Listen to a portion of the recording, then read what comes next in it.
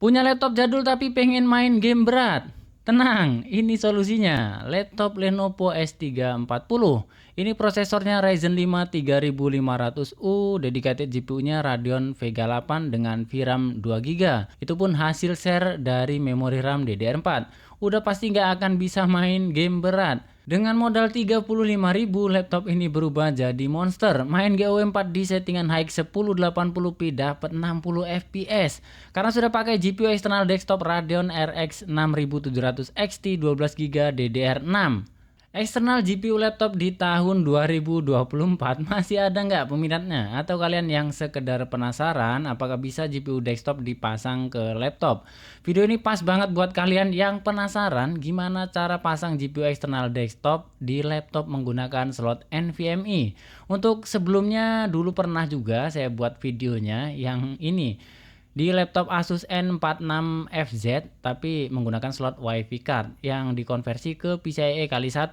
Kalau laptop kalian tidak ada slot NVMe, kalian bisa ikutin cara yang ada di video jadul saya ini. Nah, kali ini laptop yang saya pakai Lenovo S340. Ini laptop dulu saya beli pertama lulus kuliah untuk kerja, karena laptop lama saya zaman kuliah Asus N46FZ itu baterainya soak dan udah ketinggalan aspeknya i7 Gen 3, terus GPU-nya masih GT 640M.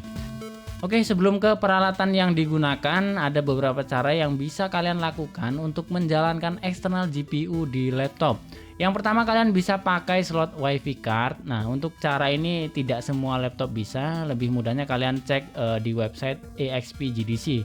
Linknya saya taruh di deskripsi. Di websitenya sudah ada list tipe-tipe laptop yang support menggunakan eksternal GPU yang pakai slot WiFi card. Kalau kalian pakai cara ini, kekurangannya tentunya laptop kalian itu WiFi cardnya nggak bisa dipakai ya. Kalian harus pakai WiFi card eksternal. Untuk cara yang kedua, kalian bisa menggunakan Express Card, tapi cara ini juga tentunya cuma beberapa tipe laptop yang support, yang dia sudah punya slot Express Card. Biasanya fitur ini cuma ada di laptop seri high-end model lama. Kalau yang sekarang itu berubah jadi Thunderbolt. Jadi Thunderbolt ini cara yang ketiga kita bisa menjalankan GPU desktop di laptop. Fitur ini juga cuma ada di laptop seri-seri mahal ya. Untuk cara yang keempat sekaligus cara yang terakhir, kalian bisa menggunakan slot M2 NVMe. Kalian bisa menggunakan konverter M2 ke kali 16. Nama produknya itu ADT Link, tapi harganya lumayan ya, masa 1 jutaan bahkan mungkin lebih ya. Tapi ADT Link ini konverter M2 ke kali 16, artinya performance GPU itu ya nggak kepangkas bandwidthnya karena full kali 16. Nah, di video kali ini saya menggunakan slot NVMe juga, tapi dengan konverter yang jauh lebih terjangkau, yaitu M2 NGFF. Seperti ini bentuknya. Untuk harganya di tempat saya kisaran Rp50.000. Kalau kalian beli di toko online sih harusnya lebih murah lagi ya, tapi belum termasuk ongkos kirim. Tapi secara performance tentu jauh berbeda ya M2 ADT Link dengan M2 NGFF. Kalau ADT Link kan full kali 16. Kalau M2 NGFF ini tetap dikonversi ke PCIe kali 1. Jadi performance GPU-nya itu nantinya akan berkurang sampai 40% karena terpangkas bandwidth ke kali 1. Untuk kekurangannya udah saya sebutkan ya, dan mungkin ada kekurangannya lagi ya. Tentunya prosesor laptop itu sangat jauh berbeda performanya dengan desktop prosesor, karena prosesor laptop itu desain powernya lebih irit menggunakan baterai dan pendingin yang harus menyesuaikan juga dengan dimensi si laptop itu sendiri. Jadi performance GPU-nya berkurang karena yang pertama bandwidth tadi terpangkas karena berubah ke kali 1, terus ditambah lagi bottleneck pasti CPU-nya ya. Jadi ketahan lagi performanya karena prosesor laptop pasti ngos-ngosan mengimbangi performance GPU desktop. Tapi tentunya cara ini sangat terasa ya perbedaan performance-nya setelah laptop kalian dipasangin GPU desktop eksternal. Oke, langsung aja ke peralatan yang diperlukan. Yang pertama tentunya laptop. Nah, ini saya pakai laptop Lenovo S340 dengan prosesor Ryzen 5 3500U.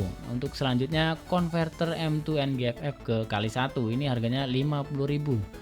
Selanjutnya riser seperti ini ya, banyak versi tapi kegunaannya sama aja lah ya, kegunaannya sama aja. Kalau bisa kalian beli yang bagus ya, yang sudah pakai 6 pin power dan punya banyak kapasitor. Selanjutnya tentunya perlu GPU desktop. Di sini saya pakai GPU Radeon RX 6700 XT 12GB dari brand Biostar. Ini saya jual juga dengan harga 2,9 juta di Tokopedia dan Shopee. Linknya ada di deskripsi. Tapi masih ada lagi ya potongan gratis ongkir, terus potongan diskon. Jadi kalau kalian cekot mungkin harganya sekitar 2,8 jutaan. Oh ya, mungkin ada juga yang penasaran ya, bisa nggak sih pakai GPU RTX gitu. Nah, sebelumnya udah saya coba juga pakai RTX 3060 Ti, tapi dia nggak mau jalan dia ya. Tapi kalau pakai GTX 1050 udah saya coba, bisa berjalan dengan normal. Terus ini yang terakhir tentunya kalian perlu power supply. Di sini saya pakai RAM 1000X. Ini sebetulnya GPU ini nggak perlu ya, pakai 550 watt udah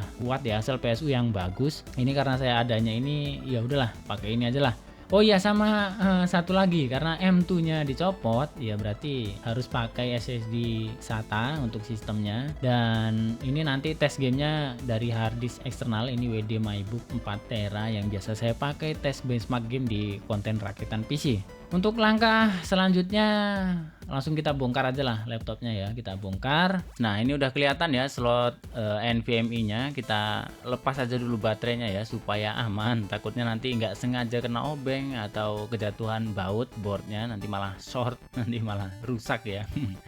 Di laptop Lenovo S340 ini sudah disediakan slot ekspansi untuk disk 2,5 inch. Ini langsung aja kita pasang SSD SATA-nya.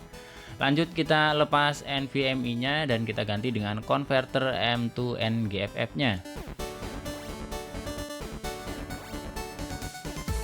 Ini kelihatannya jadi nongol ya. Jadi nggak mungkin ini covernya bisa kepasang lagi. Jadi laptopnya ini nggak bisa dibawa kemana-mana. Oke, ini penampakannya setelah terpasang. Harus dikasih tatakan atau diganjel ya bawahnya supaya kabel USB-nya itu nggak copot. Dan langkah selanjutnya itu kalian perlu jumper power supply. Nah, untuk cara jumpernya tinggal kalian hubungkan kabel PS on, itu biasanya warna hijau. Tapi karena ini kabelnya warna hitam semua, jadi kabel PS on itu biasanya di urutan nomor 4 dari sebelah kanan. Kalau kita lihat seperti ini dari sebelah kanan ya, itu tinggal kalian hubungkan aja ke ground atau kabel yang hitam, yang mana aja bisa. Lanjut kita pasang dulu power si riser ya. Nah, ini yang saya maksud riser pakai 6 pin, jangan riser power yang colokannya cuma molek atau rata, nanti takutnya malah kebakar. Terus kita pasang GPU-nya, jangan lupa dikunci, terus pasang 8 plus 6 pinnya.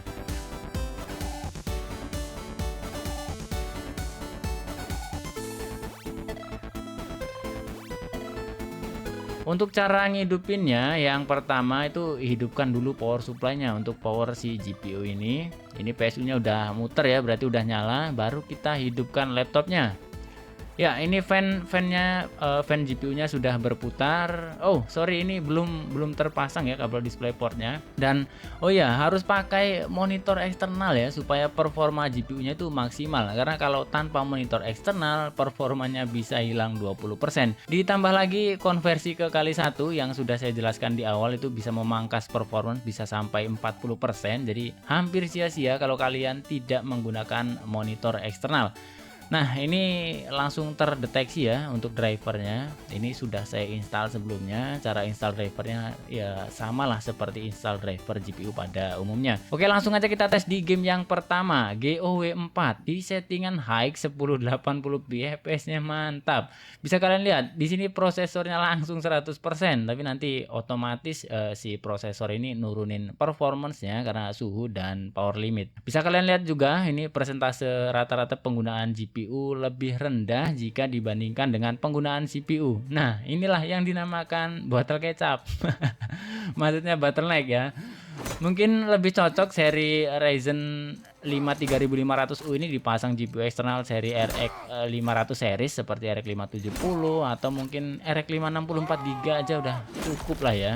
Oke, selanjutnya kita tes di game GTA 5. Di settingan mentok kanan kita lihat berapa FPS-nya. Ini FPS-nya tentunya masih di atas 30 FPS ya.